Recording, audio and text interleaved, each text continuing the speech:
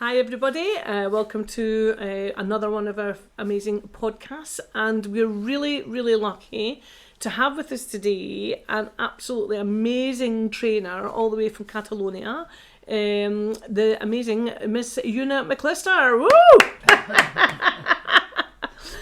We'll say hi to our audience, Una. Hello there, thanks for the welcoming, that warm welcome, that was lovely. And it's nice to be here in cool Scotland. And yeah, looking forward to this podcast. Fantastic. So, Una, just for our listeners who maybe aren't aware of the work that you've been doing, can you tell us a little about your background, where you came from, and how you came to be where you are today, sitting in my chair, talking to me? Yes, I was born in Scotland, but my parents went to New Zealand when I was 2.5, 3. So I grew up in New Zealand. And I was very fortunate to have two parents that actually liked animals, and so we always had animals around us, and eventually I got to find some horses that were very close to us, so I had a lot of contact with horses out in the open, but not necessarily riding, just being with them. And then I started getting really interested in them, and I started looking around, and I came to Spain because I was interested in the Spanish horse. I found them extremely beautiful, and I went to the south of Spain, but it wasn't quite what I thought it was going to be, because also they weren't very open. This is going back quite a long time ago. I mean, about 30 years maybe? Yeah. So they didn't really take women into their style of riding, but you could go there on Saturdays and Sundays and have classes, but you couldn't be involved in the school. That's all changed now. It's totally different, and they do accept female students into the school now. So I kind of hung around that school a little bit. It's a magnificent horses, because it's in the Frontera de Jerez, and this is a beautiful area where there are some magnificent Spanish horses, really creme de la creme, as they would call. And then I decided to move up northward, and I met a few other horse people. There was the Spanish riding schools also there, and the classical schools. And I trained with a few trainers there, but it wasn't quite what I was looking for, but I don't regret doing it because I learnt a lot of things. And then I started looking for options for horses that people were having conflicts with, or bringing them in and saying, oh, this horse is no good, it's bad in the head, so to speak, which would happen a lot, whereas I would find I'd be working with these horses and I didn't find them so difficult. So I decided to sort of go off on my own, and I was very fortunate where I met a trainer who did horsemanship, and that kind of opened my eyes because I was into classical riding and dressage, and so I was able to see another new world of working on the ground, and that started my interest, and it just went on from there. I started to train with different trainers. Alfonso Aguilar, I've been with a few different trainers, and I just started to discover on my own a bit. I took a year off work and decided that I would take 5 horses in, and as long as nobody hurried me or said they wanted them for next month or whatever, I took them in free, and they only had to pay their food, and they were more sort of conflictive horses with some people, which managed to kind of iron out some of the creases and had a great time. And then I realized that working on the ground was extremely important. Groundwork was extremely important. And that's more or less my trajectory. So I just kept going. Here I am today. Well, I think you'll have seen. I think you'll have seen in your working experience and your education with horses. Have you seen a change or a shift in the perceptions or the attitudes towards horses? Because we know obviously different countries have different cultures, and some are a little bit more strict on their approach to animals in general, not just horses. Have you seen a shift in that? Oh, totally. I was just thinking the other day was when I first came to the north of Spain, Catalonia. most of the horses were kept inside. They were never let outside. Right, They right. didn't have. It was very unusual to see. And I had been renting houses, and I had just like 2 or 3 horses, and it was always complicated because animals are not. There's not a lot of animal welfare in that time. Right. So animals were kind of like nuisances. So it was hard to hire a farmhouse or something if you didn't have a mega project with the government, and people weren't really interested. So I have seen a big shift. Now you will see quite a lot of schools with turnout. Good. I remember when I first started off, it was quite funny because people were just like, "What are you doing up here?" You know, people would say to me, "Your horses are out." Yeah, well, they are, but don't worry, they just weren't used to it, you know. So as we know, a horse that's kept inside 24/7, it usually becomes psychologically affected by that, and all sorts of things go wrong. So these were the types of horses that I was getting coming in for schooling. So the first thing I do was give them a little bit of turnout, and it was quite interesting because they just stood still and wouldn't even move. You know? Really? They just were not used to it. It's like, what's going on here? And then and these are really small paddocks I'm talking about. Really? Like starvation paddocks, as you would call them over here. Yeah. Because another problem there is the grass. No, it's Mediterranean, so it's hard to find. Although we do get good hay in from the mountains. So these horses, you know, it was good to observe this, and then you'd see them slowly coming out of the shell, you know. And there was a couple of cases I had that they were frightened to come out because they'd been like 2 years inside a stable. Really? Yeah, and people were frightened to take them out because, of course, of the history of Spain. It had a civil war not so long ago. You know? That's right, yeah. So the horse world, because they were a pretty fascinating country in their day with horses. Yes. They've got a big horse culture there, but what happened with the civil war, that wiped it all out, and then they sort of had to come back, and there was a big gap there. Yeah. There weren't horse trainers or people were actually quite afraid of horses. Right. Yeah, so it took the time, and so basically my job has been making a bridge between horse and person. That's basically what is it, showing them not to be afraid, or you know, that's and interesting. working and keeping their energy levels down, and giving them solutions. Yeah. And they're wonderful horses. So the Spanish horse is a gem of a horse. It's beautiful to train. Is it any sort of? I know you have a huge, very varied and very long, obviously, career. Is there anything, any moments that jump out of you, just thinking back, that were like an epiphany moment or a revelation that you had with a horse, or a horse taught you something that you thought, oh my God, and I've got to go? Is there anything like that? Yes, that springs there to was. mind? Well, my own personal experience was that I had a very highly strung Anglo-Arab. Is that what you're saying? Yeah, that's right. Yeah. And it was really hard to get him into a relaxed canter. He would just take off, and it was quite frightening to ride because he would spook really easily. All right. And but I was in that time fortunate for that horse to come into my life, and I started just taking everything off him. Everything. It just seemed like anything on him, he would just the reins touching on his neck would make him jumpy. And this is after, you know, working him on the ground and being with him and saddles and things. So then I just invented like a riding pad, very padded up, and I put that on him. And I went into a round pen, and he had no bridle on him, and I thought, oh, here we go. This is, you know, I'm going to hang on. I can see carnage forming in the horizon here. Yeah, absolutely. You're so young and adventurous. And I thought, well, he can't come out of the round pen. So, you know, and I did some work on him on the ground, and he was a lovely horse. So then I finally got on. I mean, I asked for a canter. It was a terrifying moment, really, because I thought if he shoots off, I'll just have to hang on and keep on him until he stops. But he didn't. He went into a really relaxed canter, tak-a-tak, tak-a-tak, and I was like, what?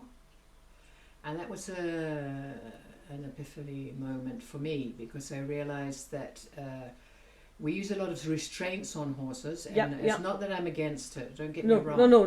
But everything has its place. But I realised that it was better to take all things off them. You know, in Spain they have a tendency to ride with martingales. And this kind of thing, and But we've got to understand where they're coming from too. Yes. Because there was a big gap in the horse world, then they're sort of coming back, and big bits, enormous bits. Really severe? Yeah, very severe bits. So I was just taking all these horses, taking all the bits out of their mouth and seeing that they were responding just better.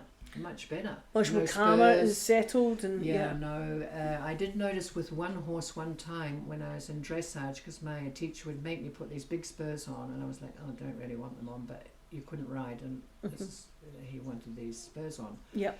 And I would notice that when he wasn't there and I was riding the horse, I wouldn't put the spurs on, and the horse was different. And then when I put the spurs on, it was like the horse knew I had them on there, and I was going to do something, and these are little tiny signs you would get. I would get from horses. So then, when it's over 20 years, I don't ride with spurs at all now. Yeah, I know, but I don't. And things like that. And I think this is coming through in the horse world. You see a lot of the really tremendous, severe bits. You don't see them so much now. Yeah, Like 20 years ago, they were all over the to a place. penny. Yeah.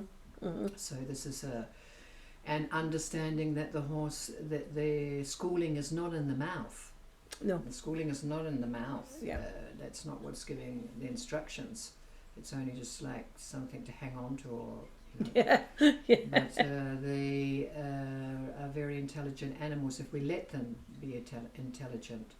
And I think now people are starting to realize it's good to do a mixture of work. I find that this is happening now, that people are doing groundwork and then riding. Yeah. And this is important for the horse, that we're not just doing the same thing over and over again, because study shows horses hate repetition. Mm-hmm. They can go a bit sour on it, which we have to understand the school horses know, because they usually have to do a lot of repetition for the people. For the people to train people. As long as you know that, because with my horses, if I've seen they've had a lot, I let them out and give them a couple of days off, and not keeping an eye on them, that they're not going sour on it. On the work. So I think there's a difference there now. People are noticing. Do you think that's bleeding into competition as well? Do you Hopefully feel that it is. Yeah. Because I don't know here, but we've got Beatriz Ferrer. She was European champion of dressage, Catalan woman, a few years ago. And she has people working in natural horse concepts with her horses now. Good. And I've been called in by a few other dressage riders because they have trouble with loading or the horse spooks. Because you've got to understand it. They get taken off here, they have to come off there, and they are sensitive beings, so they can get stressed about it. And I think people are becoming much more aware that they can get really stressed out because they hide it really well. Oh yeah. And it's a mechanism that a horse has. You can't go around going, I'm stressed out, because the women predator will come along and eat it. So they have to sort of disguise these things, So I think this is a good thing. It's all changing. And there's a lot more bitless riding without bits at all. Yes, now I think it's now legal. There's some places and some competition, and I'm not sure if it's. I think FEI have now said that it's legal to do it to a test bitless, but I think it's only up to a certain level. I'm not sure about that. If any of our listeners know any of the information, please feel free to put a comment about that, because I'd heard it in the grapevine that the concepts are changing, and I think, yay, at last, fantastic. Yeah, well, the German trainer Klimke. Oh, right, he tried to change a lot of that. He was fabulous. He kept saying, well, they go all right in an ordinary snaffle, so why are we putting a double bridle on them? Yeah. And it wasn't very logical, because you think more schooling it's got. It shouldn't need the severe bit. Yeah, that's my logic. I can't get my head around it. So he did quite a bit, and there's still a lot of people fighting there, and I think it should. You see, it's so hard to go against tradition. Tradition is like banging your head against a wall sometimes. Because people are like, no, we've always done that, so we'll just keep doing it. They don't want to try, and also people don't like to come out of their comfort zone or their safety zone. So it has a big effect on it as well, But it is changing a lot. I think it would be nice if they let dressage that you could use a bitless bridle. Why not? Yeah, as long as you can control the horse. I mean, at the end of the day, it's not like you're going to go careering out the arena. Well, hopefully not. I mean, I've seen some riders with bits and careering out the arena. Well, so it's not. This is a classic example that a bit doesn't control a horse. Yeah. What it is the way you ride, your energy level, how you use your body, and being sensitive towards them. A horse has a tendency to come closer to you in the riding. But if you're sort of striking it all the time, or pushing a spur in it, or pulling on its mouth, it will have a tendency to say, "Hey, I'm out of here," or go totally dead on you. Just switch off. Yeah. In my place where I live in Catalonia, there's a few riding places, very well-known dressage places, and occasionally I hear tick, tick, tick, tick, tick, tick, tick. I think my horse has escaped, or something. Oh, really? And I go out, and then the horse is just flying up the hill, and I managed to, as you know, because you have to be careful stopping a stampeded horse, Yeah. And they see my horses and sort of calm down, and I can get them. And, the first thing I noticed, it's got a double bridle on it. I thought, well, that was no good, was it? That didn't stop. So I think we have to realise this. If they want to go...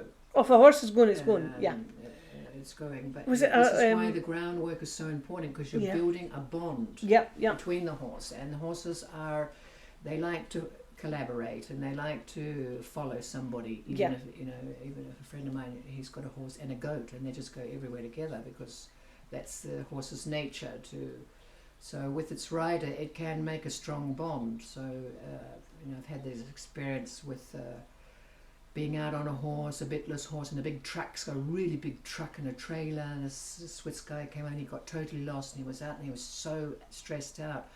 And he started beeping the horn because there was nobody around there. And my horse started to dance around a bit. But I just talked to it because we had a really good relationship. And he quietened down. And I just had to say, "Hey, can you just don't toot the horn? This is a horse." I know. Because he wanted to get my attention. So it was this huge big trailer. That's really going to help, isn't it? I'm coming over. So he was totally lost, poor guy, and freaking out because he had a double trailer. But the sound of the brakes going. Oh, the air brakes. Yeah. Oh, yeah. But I did notice that my horse, and he was a 9-year-old, so it wasn't a baby horse. But he did settle down when I kept saying to him, "It's okay. Everything's all right. We're okay here in this situation."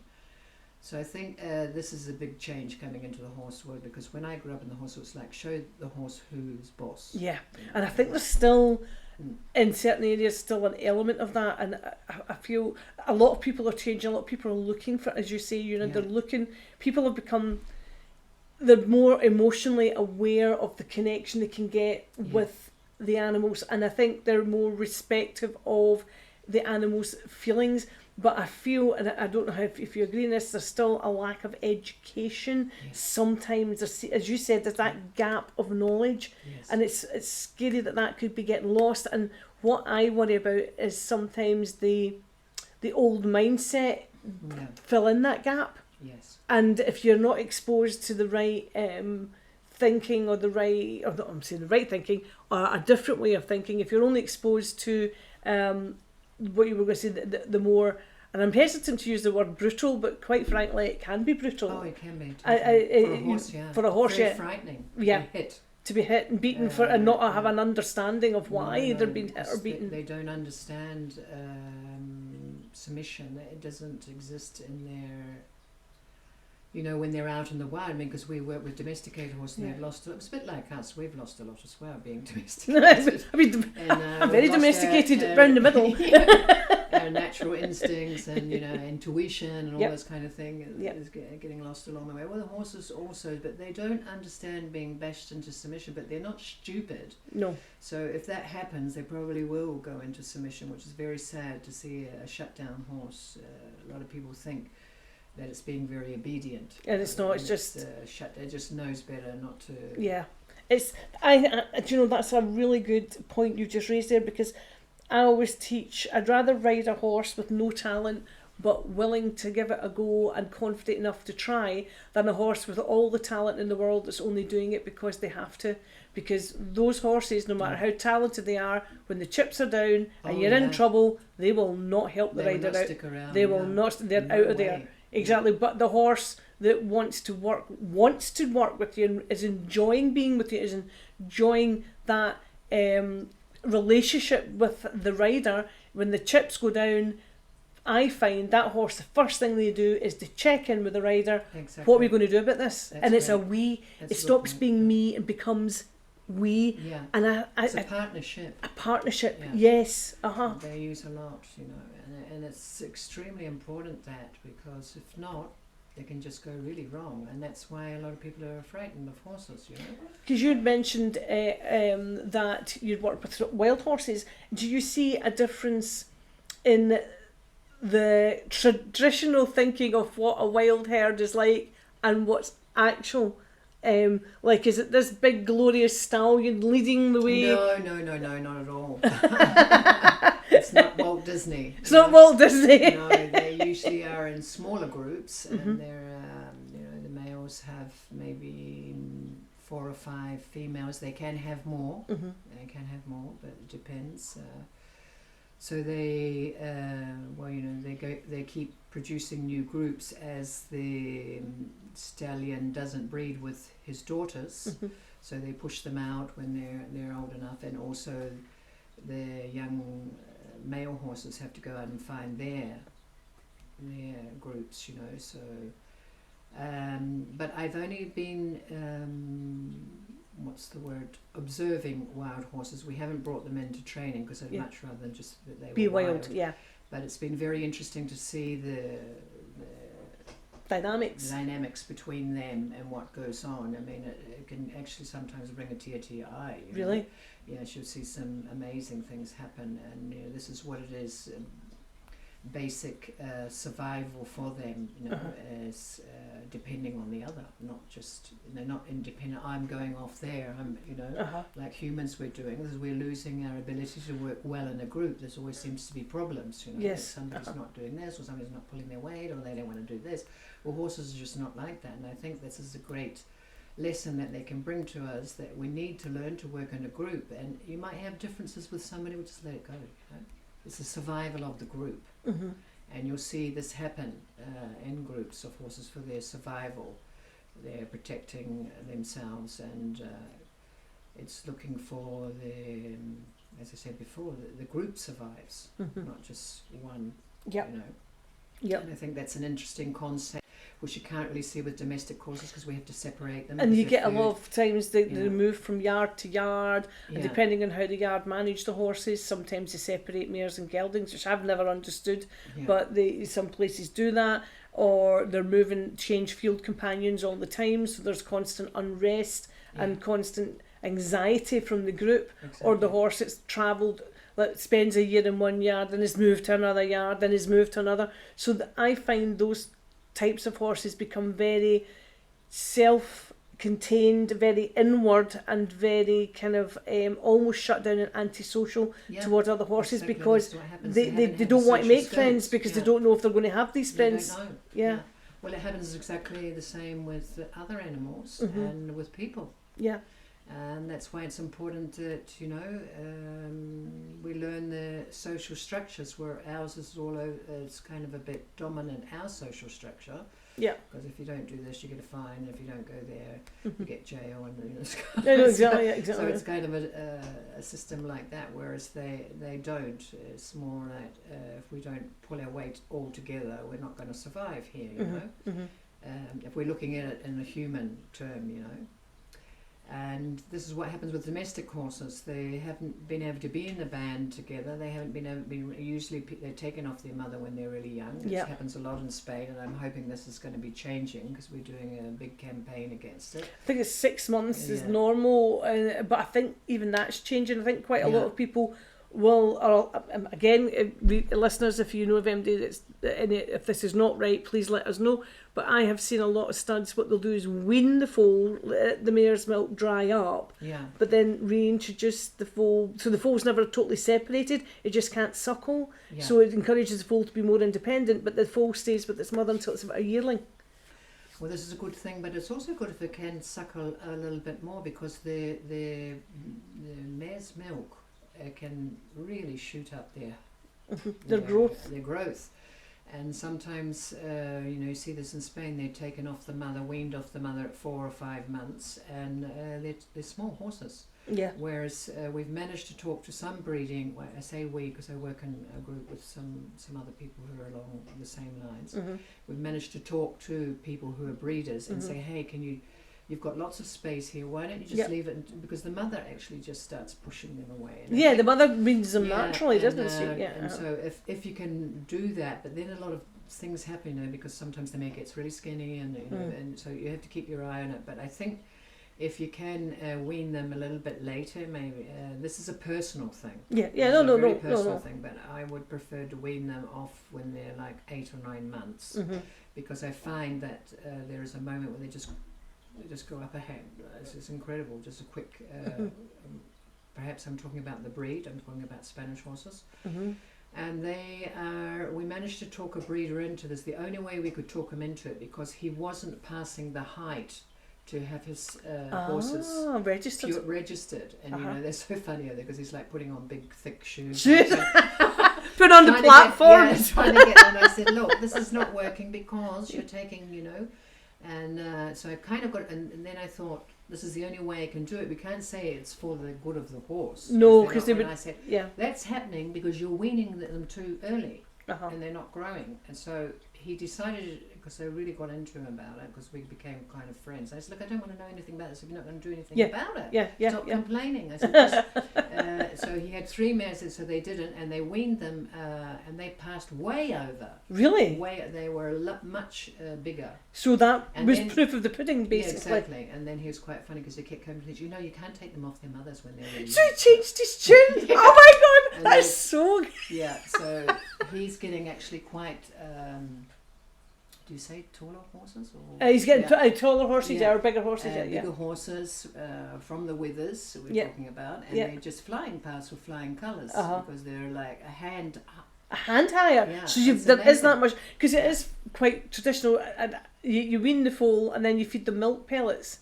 Yeah. And I'm kind of like, why don't you just let them drink the milk?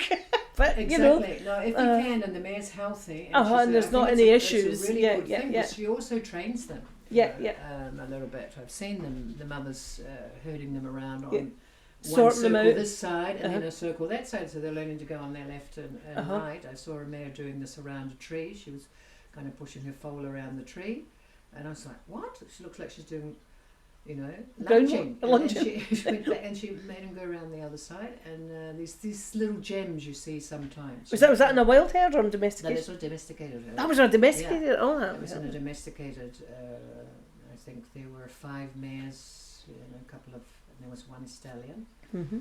And but the thing is, this is what happens, you see, because it's difficult for us humans to have the situation. You've got to have quite a bit of land. Mm-hmm. And then there's the question of your stallions, they might not let you go.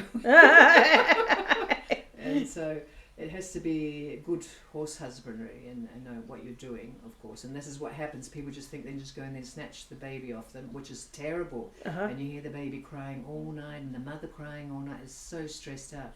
And we have a feeling with a lot of studies now, this is why...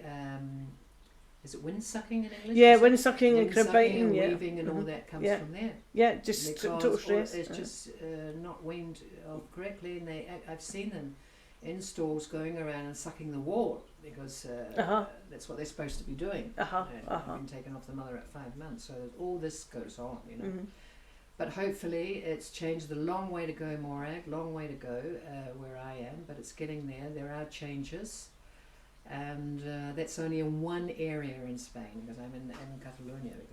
But I think it's, I could feel in the horse world, I think that's a vibe throughout. I mean, even with our listeners to the podcast here, they'll know people, and we're going to be sharing this. Yeah. So for our listeners, what is your website address? It's HappyHorse. HappyHorse. Think how to say it in English. Oh, right. Something domestic. Yeah, you can have Doma Natural. Doma Natural. Doma Natural. Doma is comes from the Greek for training. domanatural.org, which would be in English Doma Natural full stop org O-R-G. Yeah. And you can go in there. Fantastic. So if anybody's interested in going over and meeting with Una and watching her amazing work, but here's the really exciting news, guys. Una has agreed to come and join us in our Mind, Body and Soul clinics in 2024 in June and July. And for information on that clinic, and get yourself booked on it right now. We're about to add Una's day because I've just talked her into it today. No, I'm really happy to do it because I love coming to Scotland. Fabulous. I really love it. So if you go on to www.scottishhorsehelp.co.uk, that has all the details of the Mind, Body and Soul clinic. That it's I'm about to be reviewed. It's a 3-day clinic, Friday, Saturday and Sunday. And there'll be ground work, there'll be ridden work, spectators are welcome, and Una is going to do something absolutely amazing on the Sunday that nobody in this country probably has seen before. And I'm not even going to tell you what it is, but I tell you guys, you really need to be here because this woman is just amazing with her work and what she does. Una, I can't thank you enough for giving us your time. And I look forward to doing more podcasts with you and growing on the development and helping the horses in the horse world. Great. So thank you very much, and I appreciate that. Thank you. Thank you. Bye-bye. Bye.